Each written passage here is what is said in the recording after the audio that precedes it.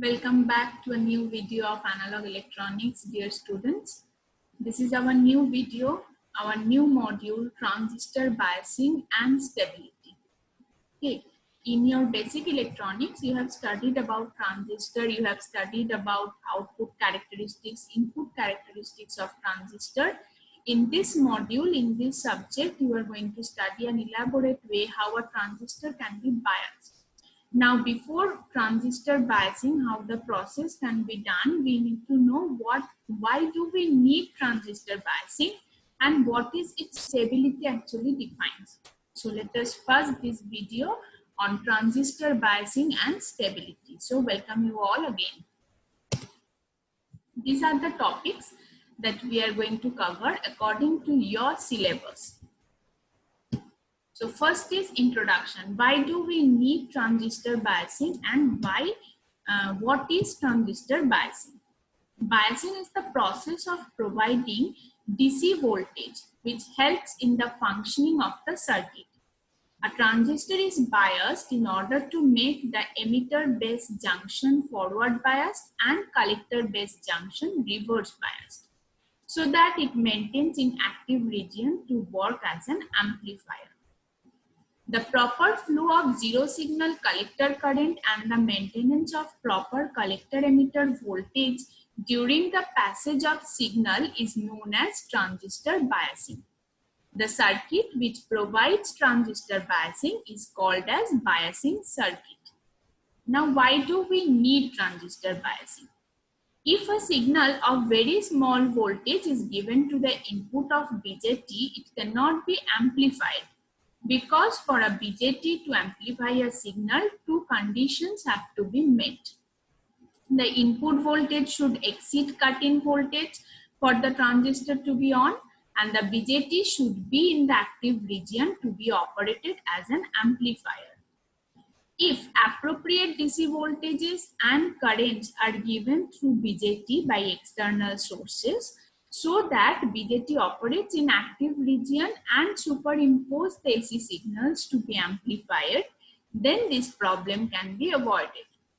The given DC voltage and current are so chosen that the transistor remain in active region for entire input AC cycle, hence DC biasing is needed.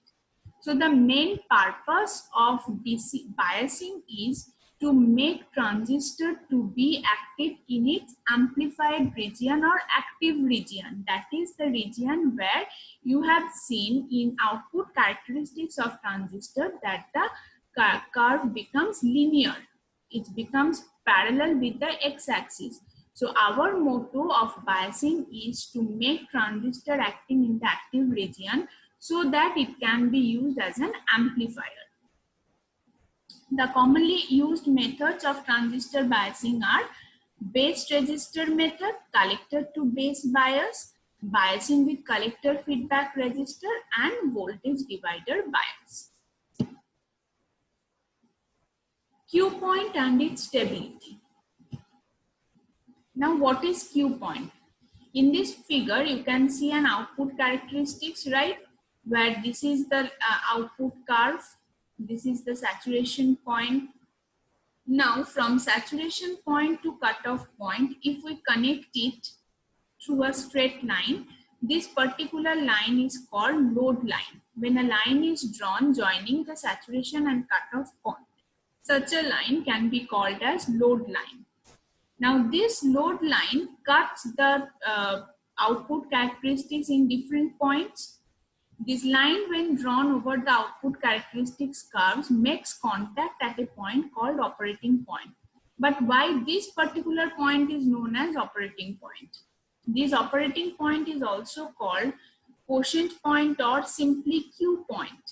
There can be many such intersecting points, but the Q point is selected in such a way that irrespective of AC signals being, the transistor remain in the active region.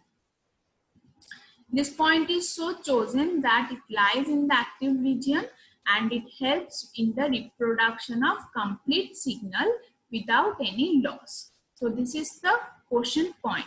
Whenever we are joining cutoff point with saturation point, this line is called load line, and the intersection point of load line with output characteristics is defined as quotient point.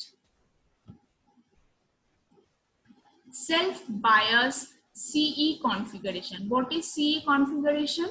Common emitter configuration. Just a minute. Yes. So depending upon the type of transistor configuration, there are CE, CB and CC amplifier. You have already studied about common emitter mode, common collector mode and common base mode. So we are here, we will study about CE configuration, that is common emitter configuration. The amplifier circuit that is formed using CE configured transistor combination is called CE amplifier. The same configuration can be done with common base and common collector also. Those will be known as CB configuration or CB amplifier, and the transistor with CC configuration will be known as CC amplifier.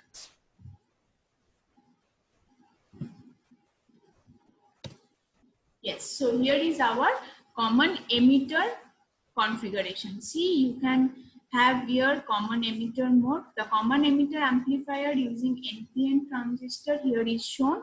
The input signal is being applied at a base emitter junction, and the emitter base here, the emitter base junction have to be forward biased by VEE. This is the input signal VEE, and the collector junction is reverse biased by VCC. The operating point is adjusted with the help of, here we are using 3 resistors RE, RB and RC. The operating point is being adjusted with the help of RE and RC. Thus the values of IC, IB and ICB are decided by the voltage across collector, emitter and RE and RC. So this is the common emitter mode configuration for self-bias of CE amplifier. Now, how does it work? When no input is applied, the quotient conditions are formed and no output is present. When positive half of signal is being applied, the voltage between base and emitter is increased because it's already positive with respect to ground. As forward bias increases, the base current too increases accordingly. Since we know all, collector current is equals to beta into IB, where beta is the current gain. The collector current when flows through RC, there will be a voltage drop increasing, VC equal to IC into RC. Now the voltage between collector and emitter decreases. Why? Because VCB, it is collector voltage VCC minus ICRC. As collector current increases, ICRC increases, so VCB gets decreased. Thus the amplified voltage across RC. Therefore, in a collector emitter, common emitter amplifier, as the positive going signal appears as a negative going signal, it is understood that there is a phase shift of 180 degree between input and output.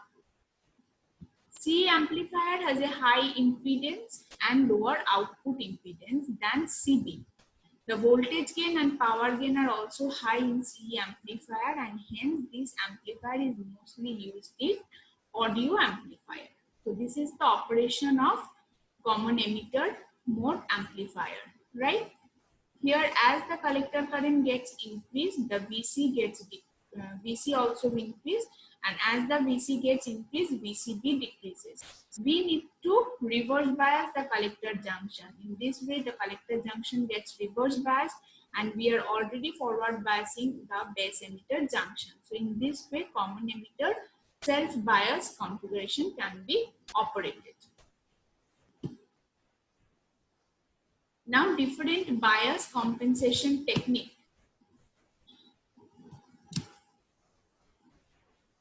Bias compensation can be done in different way. As the gain of the amplifier is very important, Some compensation techniques are used to maintain excellent bias and thermal stabilization. See, both are needed for any electronic device. We need biasing to get amplified, but at the same time, we also need thermal stabilization so that extra generated heat is not damaging the electronics device. So what are the different techniques? First is diode compensation for instability. Diode compensation due to VBE variation can be done. Diode compensation due to ICO variation also can be done. Next is thermistor compensation. Thermistor itself is a temperature sensitive device. You must read it in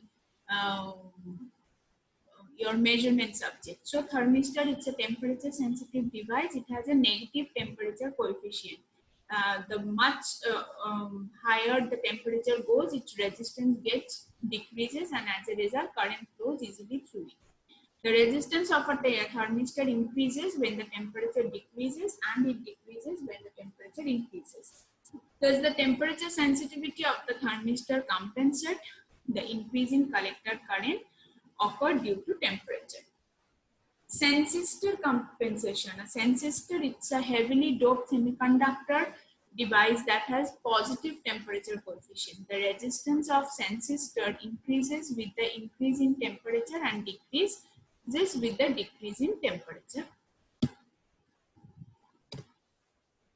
Thermal resistance. The transistor is a temperature dependent device. When the transistor is operated, the collector junction gets heavy flow of electrons and hence has much heat generated. This heat, if increased further beyond the permissible limit, damages the junction and thus the transistor.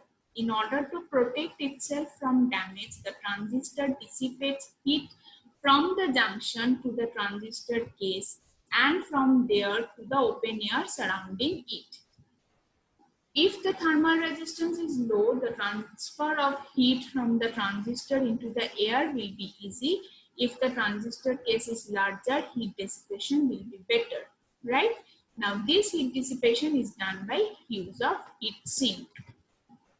So, for transistor to work in a proper way, we need as application to work it as an amplifier, but at the same time, for its protecting purpose, we must keep in mind that transistor must be protected from higher temperature. That's why we are using heat sink. The transistor that handle larger powers dissipates more heat during operation. This heat, if not dissipated properly, could damage the transistor. Hence, the power transistors are generally mounted on large metal cases to provide a larger area to get the heat radiated, that is generated during its operation. The metal sheet that helps to dissipate the additional heat from the transistor is known as heat sink. The ability of a heat sink depends upon its material, volume, area, shape, contact between case and sink, and the movement of air around the sink. So this is the use of heat sink. To protect transistor from thermal damages, we must use heat sink when we are going to use it as an amplifier. So thank you, students. Thank you for seeing this video. This is just a part of your transistor stability and biasing. We will continue the next part in our next video. So go through this video more than once, go through the processes that we have discussed over here. And if you find any difficulties, you can ask me in the comment section. I'll definitely solve it. So thank you so much once again.